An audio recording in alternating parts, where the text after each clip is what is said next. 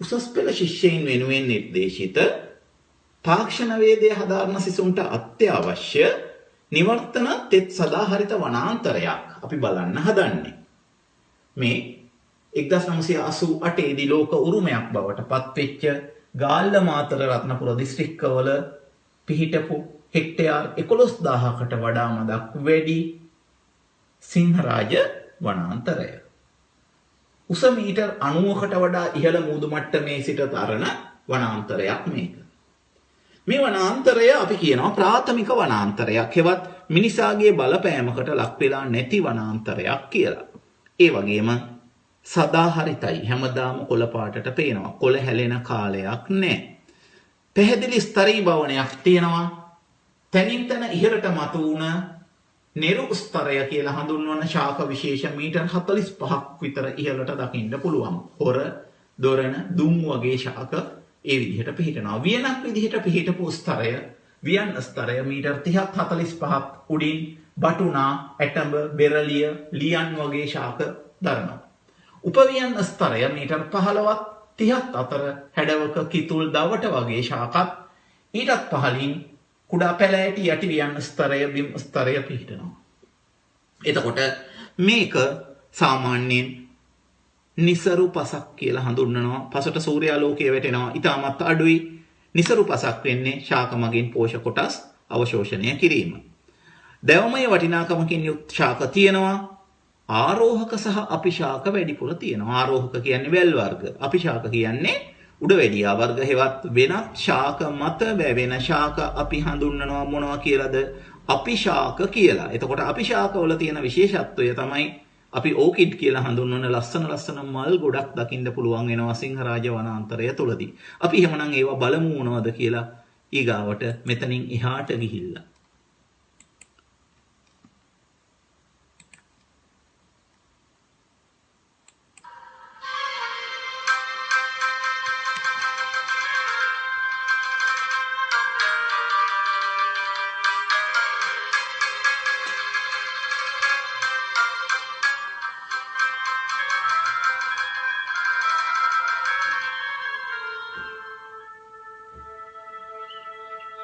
සිංහරාජය ශ්‍රී ලංකාවේ නිර්ගතික පහතරට තෙත් කලාපයේ පිහිටි අති විශිෂ්ට පාරිසරික හා ස්වාභාවික වටිනාකමක් ඇති නිවර්තන තෙත් සදාහරිත වනාන්තරයක් වේ.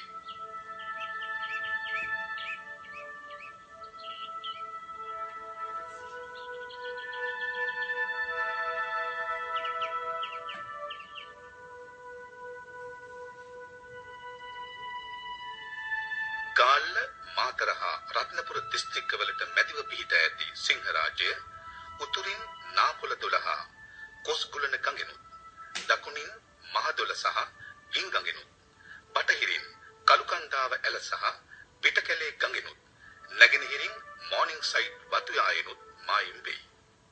සිංහරාජයට පිවිසිය හැකි ප්‍රධාන මාර්ග තුනකි. රත්නපුර කලවාන වැත්තාගල මාර්ගයේ කුඩව දෙසින්ද, රක්වාන සූර්යකන්ද මාර්ගයේ පැමිණ මෝර්නිං සයිඩ් හරහාද, දෙනියාය පිටදෙනිය හරහා පැමිණ දකුණු දෙසින්ද සිංහරාජයට පිවිසිය හැක.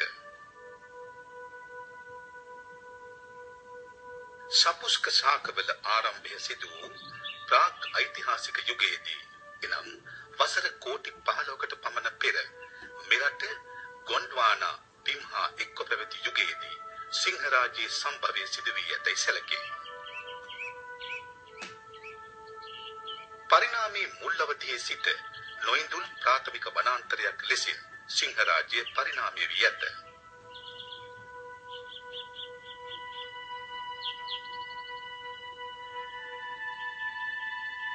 19 වන සතවර්ෂයේ තෙත් කලාපයේ තිබූ වනාන්තර ප්‍රමාණය අක්කර ලක්ෂයක් පමණ විය. අද වන විට වෙන්ව පිහිටා ඇති වනාන්තර ප්‍රදේශ එදා එක්ව පැවතුණි. අද සිංහරාජයේ මුළු බිම් ප්‍රමාණය හෙක්ටයාර් 11187කි.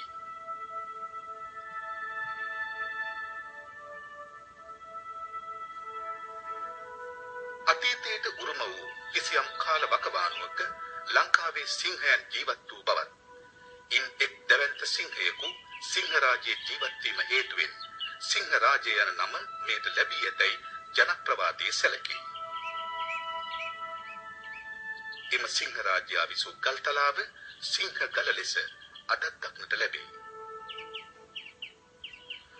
මෙම සිංහයා අසල්වැසි ගම්මානවල ජනතාවට හානි කර වූ බැවින් ලංකානාථ නම් යෝධයෙකු විසින් මරා දමන ලද බව ජනප්‍රවාදයේ සඳහන් වේ.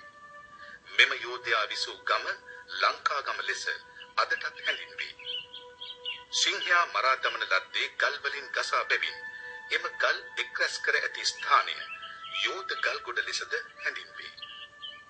බෝනික බාහු රජ සමයේ ආරක්ෂාව සඳහා දන්ත ධාතුන් වහන්සේ සිංහ රාජ්‍යයේ සංගවා තිබූ බවටද ජනප්‍රවාදයේ සඳහන් වේ. අතීතයේ ගාල්ල ප්‍රදේශයේ සිට සිංහ රාජ්‍ය හරහා ශ්‍රී පාතේට මඟක් පැටී තිබූ බවද සඳහන් වේ. පෘතුගීසීන් හා ඉංග්‍රීසීන් ශ්‍රී ලංකාව පාලනය කළ සමයේ සිංහ රාජ්‍යයට විශේෂ අවධානයක් යොමු කර තෝම්බුගත කර ඇත.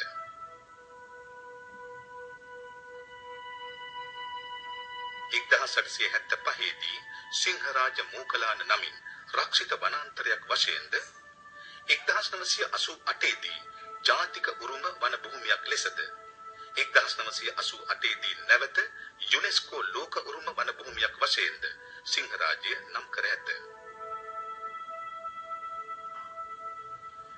සිංහරාජ්‍ය මුහුදු මට්ටමේ සිට උස මීටර් 90 සිට 1170 දක්වා උච්චත්වයකින් පිහිටා ඇත. කඳුහෙල්, ගල් ශිඛර, බෑවුම්, සානු, ගංගා, ඇලදොල ආදී දැකුම්කලු භූගෝලීය ලක්ෂණ වලින් මෙම වනය පරිපූර්ණය.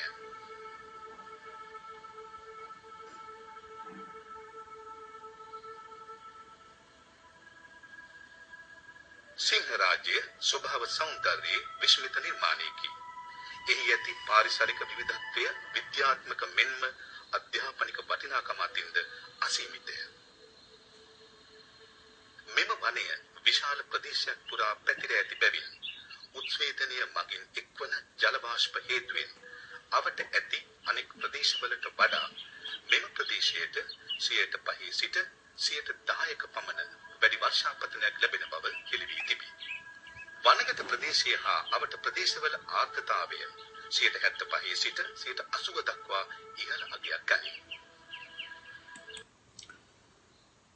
ආර්ද්‍රතාවය වැඩි වෙනවා වගේම මේ වනාන්තරයේ තියෙන තවත් විශේෂ ලක්ෂණයක් තමයි වාර්ෂික වර්ෂාපතනය. මිලිමීටර් 6000ක් දක්වා විතර වාර්ෂික වර්ෂාපතනයක් එන්න පුළුවන් කියලා තමයි කියන්නේ.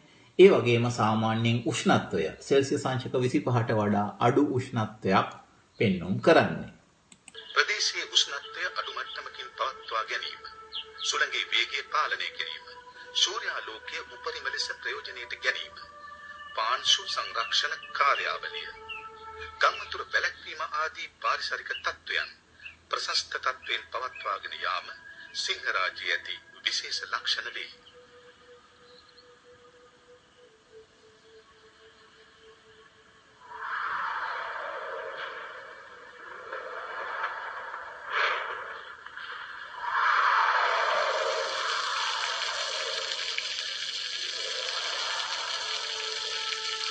නිර්තදිග මෝසම් හා ඊසානදිග මෝසම් යන සුළං ප්‍රවාහයන් දෙකින්ම ඉතා අධික වර්ෂාපතනයක් සිංහරාජ්‍යයට ලැබේ. එම නිසා එහි වාර්ෂික වර්ෂාපතනය මිලිමීටර් 3000 සිට මිලිමීටර් 6000ක් පමණ වේ. වාර්ෂික මධ්‍යන උෂ්ණත්වය සෙල්සියස් අංශක 19 සිට සෙල්සියස් අංශක 25 අතර පවතී. සිංහරාජ වනාන්තරයෙන් ජල මාර්ග කිහිපයක් ආරම්භ වේ. සිංහරාජයේ දකුණු මායිම් ලෙස සැලකෙන ගින්ගඟ ඒ අතරින් ප්‍රධානය. වනාන්තරයේ දකුණු ප්‍රදේශයෙන් උපත ලබන ජල මාර්ග ගින්ගඟ පෝෂණය කරන අතර උතුරු ප්‍රදේශයේ පිහිටි කොස් ගුලන ගඟ, කුඩව ගඟ හා පිටකැලී ගඟ කළු ගඟ පෝෂණය කරයි. ඒ අනුව සිංහරාජ්‍ය ජල පෝෂක ප්‍රදේශයක් ලෙසට ඉතා වැදගත් කාර්යභාරයක් ඉටු කරන සුවිශේෂ වූ භූමි භාගයකි. තුරු වියන්හි ව්‍යුහය, වනයේ ඝනත්වය, මූල පද්ධතිවල ව්‍යුහය, භූ අංශු ව්‍යුහය ආදී ජෛව හා භෞතික කරුණු රාශියක් මෙම ජල විද්‍යාත්මක ක්‍රියාවලිය කෙරෙහි බලපායි.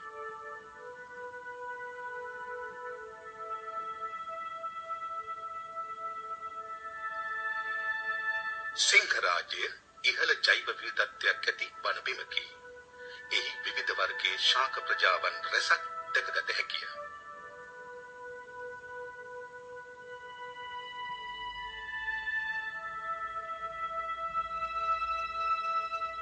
වනයේ ඉහළින්ම නෙරු ස්තරයද, එයට පහළින් ව්‍යන් ස්තරයද, දෙවනුව උපව්‍යන් ස්තරයද, සිව්වනුව කුඩා ගස් පැලෑටි හා ඝනව වැඩි ඇති පඳුරු වලින්ද සමන්විත යටිව්‍යන් ස්තරද ඇත. බිම් ස්තරය අකාෂ්ඨීය පැලෑටි වර්ග හා බීජ පැලෑටි වලින් සමන්විතය. නෙරු ස්තරයේ ශාක මීටර් 45ක් පමණද, ව්‍යන් ස්තරයේ ශාක මීටර් 30 සිට මීටර් 45ක් පමණද, උපව්‍යන් ස්තරයේ ශාක මීටර් 15 සිට මීටර් 30 දක්වාද උස් වේ. හොර, බූහොර, දොරණ හා දුන් නෙරු ස්තරයේ දැකගත හැකි ශාකයන් වන අතර මෙම ශාක ව්‍යන් ස්තරද ඉක්මවා ඉහළට වැඩෙනා බැවින් සූර්යාලෝකය ඉතා හොඳින් ලබා ගනී. බටුනා, ඇටඹ, පෙරළිය, දියනා, වල්දෙල්, ලියන් හා නවද ව්‍යන් ස්තරයේ දැකගත හැකි ශාකයන්ය. මනා පරතරයක් සහිතව හා මදක් දුරස්ව වැඩෙනා මෙම ශාක ඉතා ඍජුව හා උසට වැඩෙන බැවින් ශාක කඳ දරා ගැනීම සඳහා කල්රු මුල් ආකාරයේ මූල ආධාරක ඇතිවේ.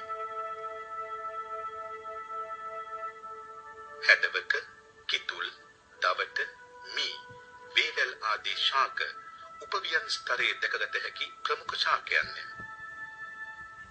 මේවායේ තුරුවියන් ඝනව පිහිටන බැවින් පොළොවට වැටෙන සූර්යාලෝකය බොහෝ දුරට සීමා කරයි.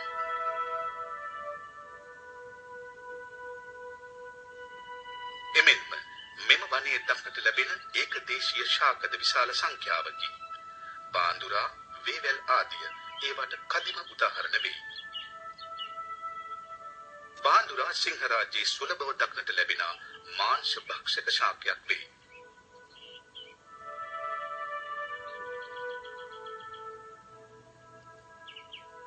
සිංහරාජයේ දක්නට ලැබෙන ශාකවල උද්භිද ලක්ෂණ ඉතා සුවිශේෂත්වයක් ගනී.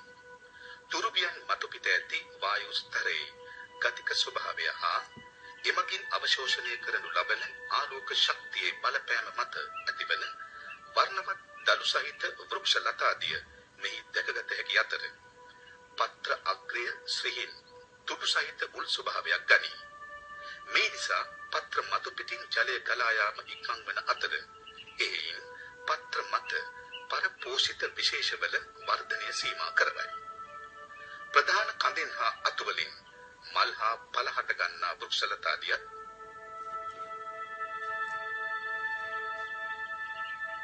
පොළොව මතු පිට දැලක ආකාරයට විහිදී පවතින ඇතුවම් සහිත මූල පද්ධතීන් මෙහි දක්නට ලැබෙන කදිම ලක්ෂණ වේ. සිංහරාජයේ ඇති මල් පිපෙන ශාක අතරින් ශ්‍රී ලංකාවට ආවේනික උඩවැඩියා විශේෂ කිහිපයක් දැකගත හැකිය. ඊට අමතරව බෝවිටියා, දුටු සතුටු, නිල් බිනර වැනි නේක වර්ණ පුෂ්පයන්ගෙන් සමන්විත බොහෝ ශාක වර්ගද වනේ අලංකාරය තව තවත් වැඩි කරයි.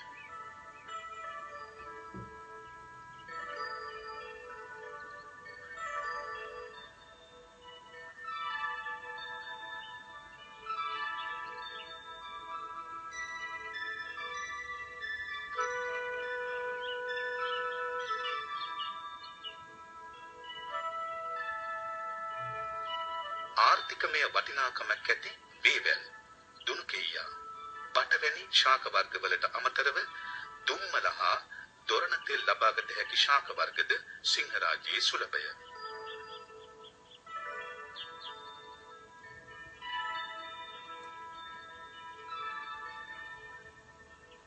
දිරාගිය කොළරොඩු හා කඳන් මත හටගන්නා විවිධ වර්ගී බිම්මල් වර්ග මෙහි බහුලය.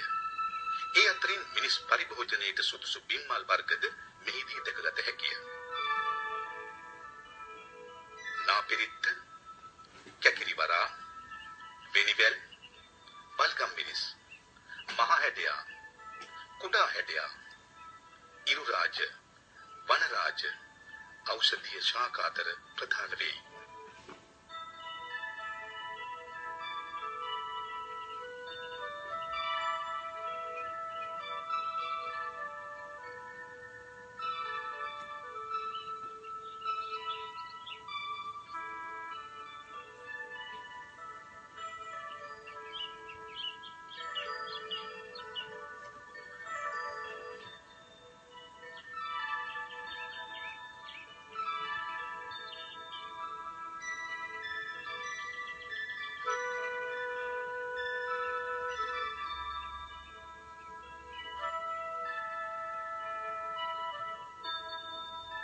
සිංහ රාජ්‍ය තුල පක්ෂීන් විශේෂ 147ක් වාර්තා වන අතර ඉන් ශ්‍රී ලංකාවට ආවේනික පක්ෂීන් විශේෂ 26න් 25ක්ම සිංහ රාජ්‍යයේදී හමු වේ.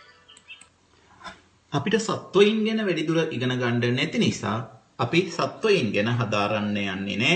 සිංහ රාජ්‍යයේ හම්බ වෙන සත්වයින් ගැන මෙතනින් එහාට කරුණු ගණනාවක් තියෙනවා. මම ඒ කරුණු ඉදිරිපත් කරන්න යන්නේ නැහැ. ඕගොල්ලත් එක්ක සත්වයින් තාක්ෂණ වේදයේ විෂය ධාරාව තුලදී ප්‍රධාන වශයෙන් අධ්‍යයනය කරන්න නැති නිසා සිංහරාජ වනාන්තරය ආශ්‍රිතව නැත්නම් නිවර්තන තෙත් වනාන්තර ආශ්‍රිතව වෙසෙන සත්වයින් ගැන.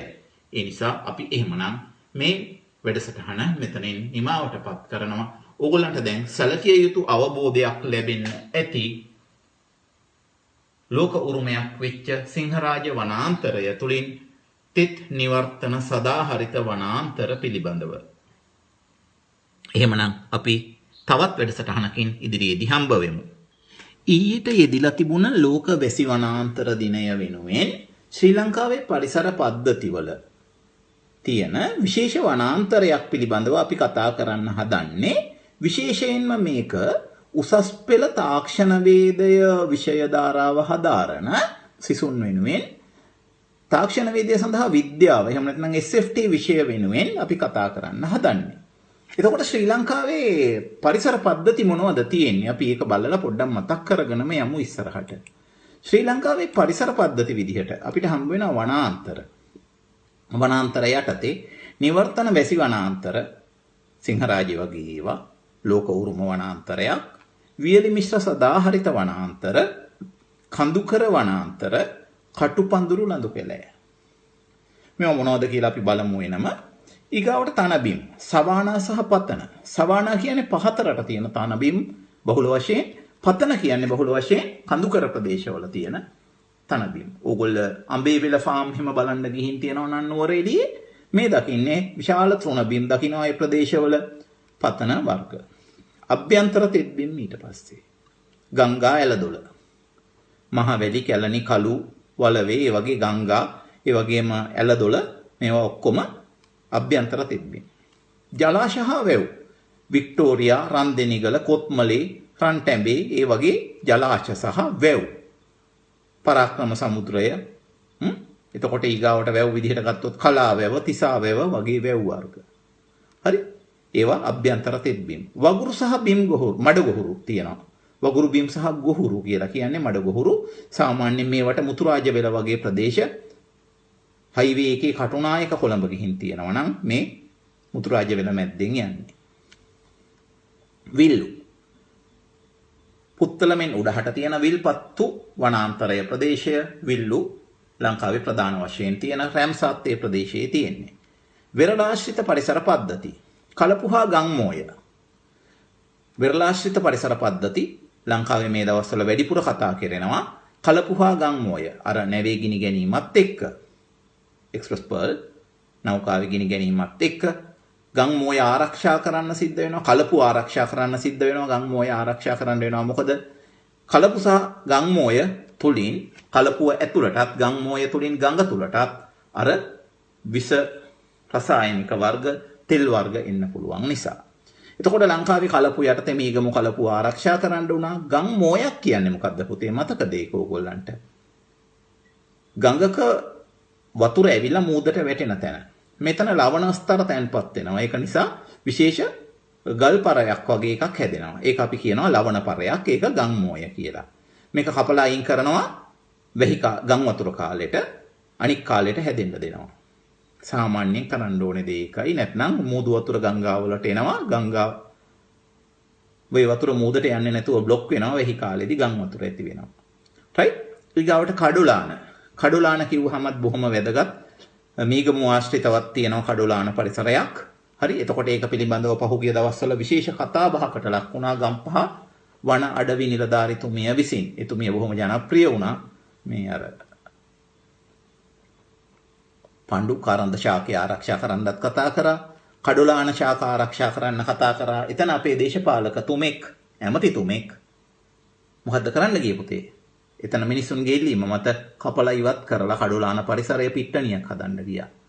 එතකොට ඔක්සිජන් නැති වෙනවා කියලා ප්‍රශ්නයක් ඇවිල්ලා තමයි එතන කතා බහ ගියේ. ලොකුවට ඕගොල්ලන්ට සමහර විට මතක ඇති ඔක්සිජන් කණ්ඩද කියලා අපේ ඇමතිතුමා ඇහුවා. ඔක්සිජන් කණ්ඩ නෙමෙයි හුස්ම ගන්න ඕනේ වෙන්නේ. ඒක එතුමට ඒක මතක නැති වෙන්නේ නැති. රයිට්. එතුමාද එතුමාගේ ගෝලියෝද මන් දන්නේ නැහැ. මට මතකයි යන්තම්. එතුමාගේ ගෝලියෝ මං හිතන්නේ ඇහුවේ. රයිට්. ඊගාවට කොරල් පර. මේවත් අද මට කතා කරනකොට කියන්න තියෙන දේ තමයි ඊයේ නිවුස් වලට අහන්න හම්බ වුණ දෙයක්. ඕස්ට්‍රේලියාව ආශ්‍රිතව තමයි ලෝකේ ලොකුම විශාල කොරල් පරය තියෙන්නේ. ඒක විනාශයටපත් වෙන්න පටන් අරගෙන කියලා. ලංකාවේ කොරල් පර ආශ්‍රිතව විශාල ප්‍රශ්නයක් වෙනවා මේ ගංගේ මේ රසායනික ද්‍රව්‍ය එකතු වීම සහ ප්ලාස්ටික් වර්ග එකතු වීම පදනම් කරගෙන මේ නැවේ ගිනි ගැනීම මත. right? මුදුබත් වූ නැව බලපානවා ඒකට. ඒ වගේම මුහුදු වෙරළටත් ඒක තද බල ප්‍රශ්නයක් වෙලා තියෙනවා බටහිර වෙරළ ආශ්‍රිතව. හරි? එතකොට මුහුදු වෙරළ. ඒ වගේම මුහුදු තෘණ පෙත් වලටත් මේක ප්‍රශ්නයක් වෙලා තියෙනවා. ඔය උස්වැට කීයාව ප්‍රදේශයේ මූදයටට යනකොට මුහුදු තෘණ පෙත් තන බිම් වගේ පේන්න තියෙන මුහුදු තෘණ පෙත් තියෙනවා පුතේ. ඒවා විනාශ වෙන්න පටන් අරගෙන තියෙනවා. right. අපි එහෙමනම් මේ පරිසර පද්ධති තවදුරටත් බලමු. මොනවද? ස්වාභාවික වනාන්තරවල ව්‍යුහය සහ එහි ඇති සම්පත්. හරි? තිරසාර ලෙස කර්මාන්ත සඳහා යොදාගන්නේ කොහොමද කියලා. ඒ කියන්නේ වනාන්තරවල වැදගත්කම දැනගන්න වෙනවා. තිරසාර ලෙස කර්මාන්ත වලට යොදා ගන්නවා කියන්නේ වනාන්තර එලි කරලා හෝටල් හදනවා කියන එක නෙමෙයි. සිංහරාජ එලි කරලා හෝටල් හදනවා කියලා ලොකු කතන්දරයක් ගියා. ඒ කිට්ටුව තියෙන භූමි ප්‍රදේශයක වෙලා තියෙන්නේ. එතකොට ඒවා වුණත් වනාන්තරය ආශ්‍රිත වටේට තියෙන්න ඕනේ ආරක්ෂිත බිම්. ඒවා හෝටල් වලට ගන්න එක නම් වැරදි. right. වනාන්තරයේ මැද්දෙන් පාරවල් හැදුවා නම් පුතේ කාපට් දාපු පාරවල් හැදුවා නම් ඒ පැත්තේ ගමේ මිනිසුන්ට යන්න ඕනේ කියලා සිංහරාජ වනාන්තරයේ මැද්දෙන් තව මොනවා කතා කරන්නද නේද? right. වායුගෝලයේ කාබන් ඩයොක්සයිඩ් හා ඔක්සිජන් තුල්‍යතාව පවත්වා ගැනීමට දායක වීම. එතකොට ඒක ඊටමත් වැදගත් දෙයක්. අපිට අවසාන පාඩමේදී ඉගෙන ගන්න තියෙනවා කාබන් චක්‍රය ඔක්සිජන් චක්‍රය විදිහට පරිසර සමතුලිතතාව පාඩම 13 වසරේ. ඒ පාඩමේදී ඇත්තටම අපේ පන්තියේ ළමයි නම් ඉගෙන ගත්ත මේ පාර විභාගෙට යන අය. අපි මේ පාඩමත් ඉවර කරලා තියෙන්නේ. එතකොට මේ චක්‍ර නයිට්‍රජන් චක්‍රය ඒ වගේ චක්‍ර ගැන අපි කතා කරා. වර්තමානයේ සිදුවන ක්‍රියාකාරකම් නිසා වැඩිවන කාබන් ඩයොක්සයිඩ් ප්‍රමාණය. වායුගෝලයේ කාබන් ඩයොක්සයිඩ් කොච්චරද තියෙන්නේ? 0.03යි. ඔක්සිජන් 121යි. එතකොට වැඩි වෙන්නේ කොහොමද? කාබන් චක්‍රය තුලින් ගමන් කරලා ආපහු එන්න ඕනේ. එනකොට තමයි වායුගෝලයට එකතු වෙන්නේ. හැබැයි මැද්දේදී මේක තැන්පත් වෙච්ච ඒවා එකපාරට වායුගෝලයට ගියොත් දර දහණය කෙරුවොත් ඕනේවට වැඩිය වායුගෝලයේ කාබන් ඩයොක්සයිඩ් වැඩි වෙනවා. ඒ වගේම බරපතල ප්‍රශ්නයක් වෙලා තියෙන්නේ පොසිල ඉන්ධන දහනය කිරීම පුතේ. හරි තැන්පත් වෙච්ච කාබන් පස තුල අරගෙන අපි පොසිල ඉන්ධන විදිහට ශීඝ්‍රව දහනය කරනවා. ඒක නිසා කාබන් ඩයොක්සයිඩ් වැඩි වෙලා වායුගෝලයේ උෂ්ණත්වය ඉහළ යනවා. මේක හරිතාගාර වායුවක් නිසා.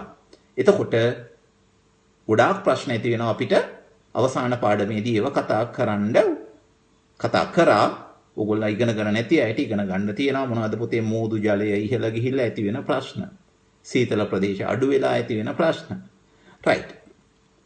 ඊගාවට ප්‍රභා සංශ්ලේෂණය තමයි මේකේ තුල්‍යතාවය රැකගන්න වනාන්තරවල ක්‍රියාකාරීත්වයට දායක වෙන්නේ. ප්‍රභා සංශ්ලේෂණය අඩු වෙනවනේ වනාන්තර එලි කිරීමෙන්. ජල පෝෂක ප්‍රදේශ ආරක්ෂා වීම. ජල පෝෂක ප්‍රදේශ කියන්නේ විශේෂයෙන් භූගත ජලය ආරක්ෂා කරන්න පුතේ. ශාක ඉතාමත් වැදගත් වෙනවා වනාන්තර. නිකන් ගහක් තිබුණට කියන එක නෙමෙයි වනාන්තර. මේකට බහුලවම උදව් වෙනවා අපිට ලංකාවේ තියෙන නකල්ස් ආශ්‍රිත වනාන්තර. හරි? පාංශු කාදනය වැළැක්වීම. පසට ජලය වැටිලා පාංශු කාදනය වළක්වන්නේ. නැත්නම් පස හැරිලා යනවා වෙහි ජලයෙන්. පරාගකාරකයෝ කියන්නේ මීමැස්සෝ, බඹරු, දෙබරු වගේ සත්තු. බීජ හා ඵල ව්‍යාප්ති කාරකයෝ කියන්නේ ඔය වවුල්ලු වගේ සත්තු එහෙම. ඒවත් වවුල් බීජ ඵල ගිනින් වෙනින් තැන් වලට දානවා. ඒගොල්ලන්ට රැකවරණය දීම. ආර්ථික වටිනාකම නම් වෙනම බලමු. ගොඩක් තියෙනවා. ඔයගොල්ලෝ එක පාඩමක් ඉගෙන ගත්තත් ස්වභාව නිෂ්පාදන. ඒ පාඩමේදී ටැනින්, රෙසින් වගේ දේවල් වෙන් කර ගැනීම ගැන අපි කතා කරා. මැලියම්, තන්තු, ඖෂධ, දැව, ආහාර, එතකොට වේවැල් වගේ ගන්න ඒවා. ඒවා අපිට ආර්ථික වටිනාකම්. සංචාරක කර්මාන්තය තියාගෙන යන්න වනාන්තර වැදගත්. ස්වාභාවික අලංකරණයට ජීවින්ට වාසස්ථාන සපයන්න සහ සුළං බාධක සපයන්න. ඒකත් පාංශු කාදනය වළක්වනවා. සුළඟ මගින් සිදුවන පාංශු කාදනය පුතේ. එකපාරට ලොකු හුලං ඇවිල්ලා පොළවේ වැදින්නේ නැතුව ආරක්ෂා වෙනවා. ජාන කිටුව ආරක්ෂා කිරීම. ජාන කිටුව යම් රටක තියෙන විවිධ විශේෂවලට හා විවිධ ප්‍රභේදවලට අයත් ජාන සමූහයේ එකතුව අපි පොදුවේ හඳුන්වන්නේ ජාන කිටුව කියලා. ඒ කියන්නේ ඒ රටට ආවේනික සරලව කිව්වොත් ශාක සමූහය, සත්ව සමූහය, ඒ වගේ දේවල්. ඒකදේශික විශේෂ ආරක්ෂා කිරීම. හරි? ඒ රටට ආවේනික වෙච්ච ඒවා ඒ රටට විතරක්ම සීමා වෙච්ච ඒවා ආරක්ෂා කිරීම. ආර්ථික වටිනාකම්. රයිට්. ඊගාවට අපි දැනගන්න වෙනවා මේ වනාන්තර වලට යනකොට පුතේ ස්තරී භවණය. එතකොට ශාකවල ස්තරී භවණය ගැන කතා කරද්දී නෙරු වියන, උඩු වියන, උප වියන, පඳුරු, යටි වගාව කියලා වෙන් කරනවා. මේවා උස මට්ටම් තියෙනවා පුතේ. අපි මේ උස මට්ටම් සිංහරාජ වනාන්තරයට ගිහිල්ලා මේ වීඩියෝ එකත් එක්කම කතා කරමු. හරි? නෙරු වියන කොච්චර උඩින්ද තියෙන්නේ? උඩු වියන කොච්චර උඩින්ද? ඒවා අපි කතා කරමු. මේවට අයිති වෙන ශාක වර්ග වෙන්නේ මොනවද? ඒවා අපි කතා කරන්න වෙනවා. හරි? එතකොට මේ විදිහට තියෙන්නේ අපිට ඇත්තටම කොයි වගේද? තෙත් සදාහරිත වනාන්තරවලදී තමයි පුතේ. හරි? රයිට්. එතකොට වනාන්තර ගත්තාම ප්‍රාථමික සහ ද්විතීයික. ඇත්තටම සිංහරාජ්‍ය ප්‍රාථමික වනාන්තරයකට අයිති වෙන්නේ මිනිසාගේ බලපෑමට ලක් වෙලා නැහැ, එලි වෙලා නැහැ. ජෛව විවිධත්වය වැඩි, විවිධ වයස්වල ශාක තියෙනවා. හැබැයි ද්විතීයික වනාන්තර බලපෑමට ලක් වෙලා මිනිස්සුන්ගේ නැත්නම් ස්වාභාවිකවම ලැබුගිනි වගේ දේවල් වලට ලක් වෙලා. ජෛව විවිධත්වය අඩුයි මේවයි. ශාක වර්ග කීපයක් තියෙන්නේ. සම වයස්වල ශාක තියෙන්නේ අනිත් කාරණේ. රයිට්. එතකොට ඊට පස්සේ ප්‍රාථමිකව වනාන්තර ගැන කතා කරනකොට අපි ප්‍රධානවම නිවර්තන තෙත් සදාහරිත වනාන්තර. මොනවද? සිංහරාජ වනාන්තරය සහ කන්නැලිය. සිංහරාජයට පල්ලෙහායින් තියෙන ගාල්ල ප්‍රදේශයේ, නෙළුව ප්‍රදේශයේ තියෙන වනාන්තරයක්. රයිට්. එතකොට දෙවණියට නිවර්තන වියලි මිශ්‍ර සදාහරිත වනාන්තර. ප්‍රිටිගල වියලි කලාපීය වනාන්තර, සීගිරි ආශ්‍රිත පිදුරංගල වගේ ප්‍රදේශ. නිවර්තන කඳුකර, මෙතන දුයන්න කඳුකර වනාන්තර. ලංකාවේ වැදගත්ම කඳුකර වනාන්තරය හග්ගල. හරි? දැඩි ආරක්ෂිත, දැඩි රක්ෂිතයක්. පිදුරු තලාගල, බෝපත් තලාව, කිකිලියමාන. හරි? එතකොට ඒ වගේ ප්‍රදේශ. එතකොට කේතුදර වනාන්තර ලංකාවේ දකින්න හම්බ වෙන්නේ නැහැ. ඒවා කෘතිම වනවගා යටතේ කතා කරන්න වෙන්නේ. රයිට්. එතකොට නිවර්තන තෙත් සදාහරිත වනාන්තරය හෙවත් සිංහරාජ වනාන්තරය අපි ඊගාවට බලමු. මේ වීඩියෝ එක තුලින් මොනවද මේකෙදී අපිට බලන්න තියෙන්නේ කියලා. දැනගන්න තියෙන දේවල් ගොඩක් අපිට කතා කරන්න පුළුවන් වෙයි.